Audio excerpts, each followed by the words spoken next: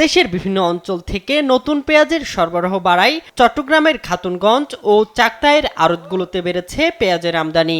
পর্যাপ্ত সরবরাহ থাকায় পাইকারি বাজারে দাম তুলনামূলক কম রয়েছে। আড়তে প্রতি কেজি পেঁয়াজ আগের তুলনায় কম দামে বিক্রি হচ্ছে, তবে সেই দামের তেমন প্রতিফলন নেই খুচরা বাজারে।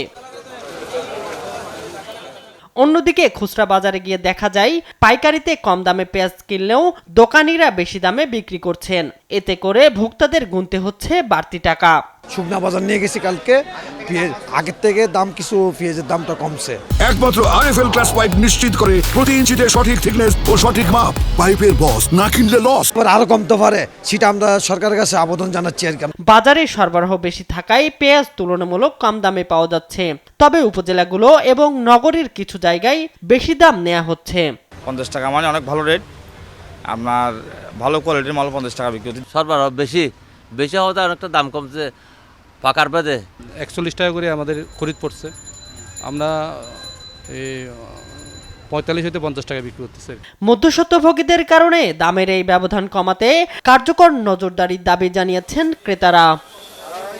শামীম হোসেন, নিউজ ডেস্ক, দেশ টিভি।